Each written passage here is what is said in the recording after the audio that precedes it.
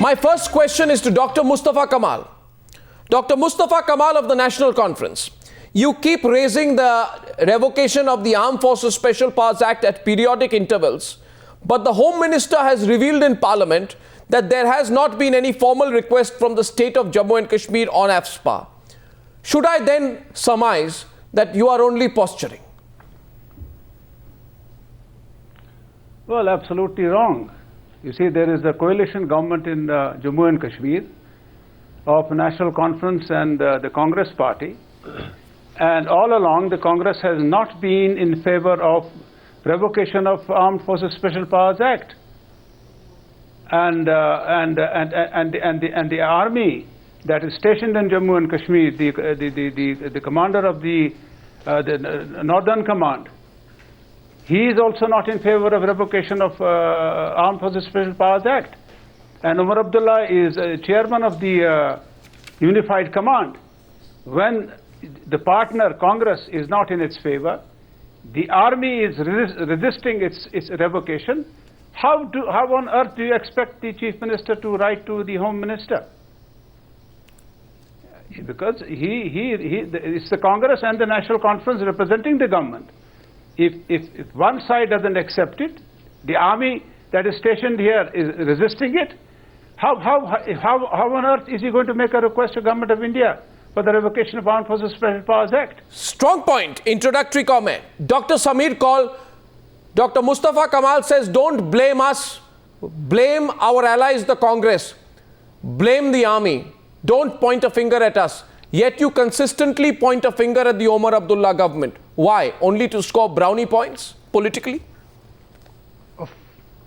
Melodrama and a comedy of errors, my friend.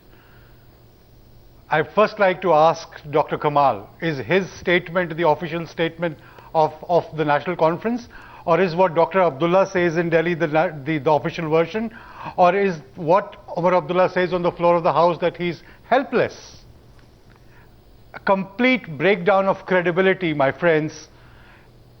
AFSPA is used as a distraction every now and then, distraction away from failures of governance, loss of credibility. 2010, Mr. Goswami, children dying on the streets of Srinagar. Where were the armed forces? They were not there. It was the state security forces. So it's not about the security forces all the time. It is about malutilization and misutilization of acts to quell civil disobedience because of lack of water, lack of bijli, lack of sadak, lack of governance. And if you use the armed forces for such things, which the government has time and again been doing, you're bound to face these problems. And then you start melodrama, which is to distract it away and take this thing away from, the focus away from misgovernance. And it happens time and again, for God's sake. Dr. Mustafa Kamal, I'm sure you want to respond to that. But I want to open up the panel to all the participants, including the generals. I have one thought for the two political parties in Jammu and Kashmir today. Dr. Kamal and Dr. Samir Kaul, consider this, that in Jammu and Kashmir today, there are 80,000 extra AK-47 rifles. There are 1,300 machine guns. There are 2,000 rocket launchers, 63,000 hand grenades and 7 million rounds of ammunition which are brought in.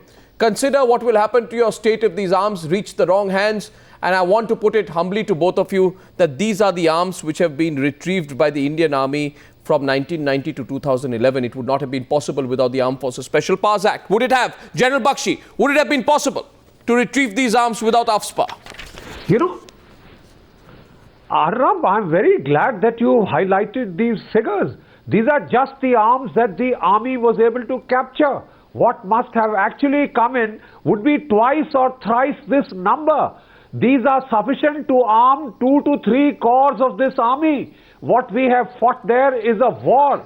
You cannot fight a war with the rules and the laws that you require to capture pickpockets. I mean, this is a great travesty of truth. 5,108 officers, JCOs and men of the Indian Army have laid down their lives fighting since 1990. What about the 24-year-old? What we are up against? General Shankar Prasad, what about the 24-year-old innocent boy who was killed in Baramulla?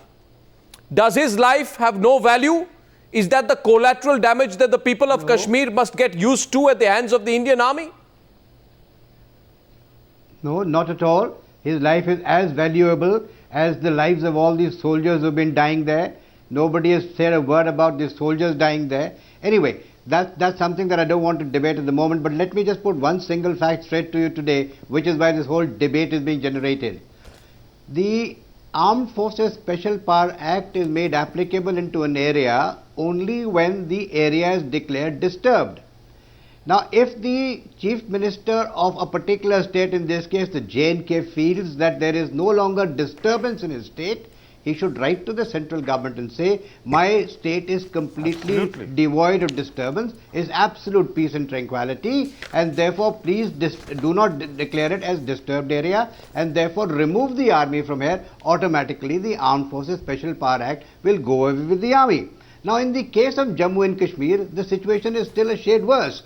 You see, we, besides fighting insurgency, are also guarding the line of control with X number of battalions. Even if you do withdraw, all of the internal security troops that are there in J&K, declaring first and the foremost that it is no longer disturbed, it's absolutely peace and quiet, and the central government endorsing this recommendation of the Chief Minister, then you have to look at the people who are guarding the borders. Now, for all these battalions to be maintained on the line of control, you have to use lines of communication to supply them. What happens if these convoys get ambushed?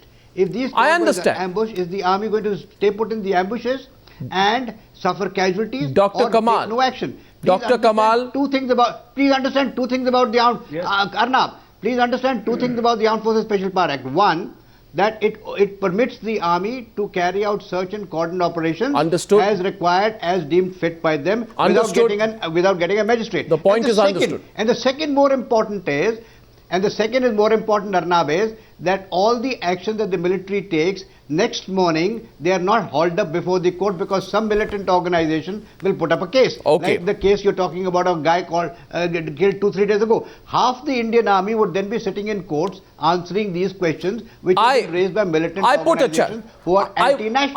I want one second. A politician challenges you, Dr. Mustafa Kamal. A general challenges you. And both of them are challenging you today to say that you do not need the army in Jammu and Kashmir. Write a letter. We don't need the army in Jammu and Kashmir, and then that will be taken at face value. Do you or do you not need the army in Jammu and Kashmir? Can you manage the situation in Jammu and Kashmir without the Indian army? That is not what the general has said. That's what the general has said. The Disturbed Area Act can be repealed once it is repealed by the state government or a request made to the central government to do away with the Disturbed Area Act. The Armed Forces Special Powers Act will automatically go. No, what the general is saying. What the general is saying. Why not? 1 minute. I heard him very clearly. No, sir. I don't think you understood him. What both the generals are saying, they can correct me if I'm wrong. Let me come to that. What both the generals. I'll come to that. This was the first. This was the first part. The second part was dealing with the enemy with the help of the Armed Forces Special Powers Act. Now, I don't understand it. I don't understand this kind of logic. We have had 3 wars with Pakistan, fought on the soil of Jammu and Kashmir. Yes. Then the Kargil war. Yeah. There was the Chinese war in 1962, if I remember, that were effectively repulsed. Effectively, we won those wars. Really? There was no Armed Forces Special Powers Act. We want to argue this at 2 levels. We want to argue this at 2 levels. No, at 2 levels. One second. I think you misinterpreted what the generals are saying. From what my understanding of what the generals are saying is this. Not not to give unbridled powers to the Armed army Forces Special Power Act and only keep came them into above being the in law of the land. 1990. My understanding of what the generals are That's saying what I'm is, telling you. General Prasad, has about the wars Dr. that Mustafa were Kamal before understood you 1990? correctly? Arnab, the Armed Forces Special Power Act was imposed on J&K in 1990 after the state was declared disturbed because of very high level of insurgency and terrorism. Until before 1990, the Armed Forces Special Power Act was not applicable in J&K. The army was guarding the borders, as the gentleman is saying correctly. We fought the Chinese war, we fought the 65 war, we fought the 71 war. Yes, there was no terrorism. The terrorism began to show its face only after 1990, when the Pakistan government and the ISI began to support it and thrust it in Kashmir to raise a rebellion. Today, in the last since 1990 or thereabouts till very recently, there has been high level of insurgency. As you have just given out the figures, the number of weapons and equipment that have been captured, the number of people have been killed from security forces as well as from militant side is so huge. Therefore, is somebody prepared to say today, we don't need the army, to the central government that there is no longer disturbed, it's perfectly peace. Sarpanches are dying because they eat poison, nobody is killing them, and peaceful existence over here, and therefore please take the army away. I would like to add one more thing. I'd like to add just one more facet. In terms of timing of asking for the withdrawal of the Armed Forces Special Powers Act, our politicians of the state could not have got it more horribly wrong. This is 2013. Next year, the American forces, the NATO forces are going to withdraw from Afghanistan. You are going to get a whole lot of the surplus Taliban, footloose warriors, pushed into this place. When you remove the Armed Forces Special Powers Act, you think you will be able to reintroduce it then when the level of violence again shoots up?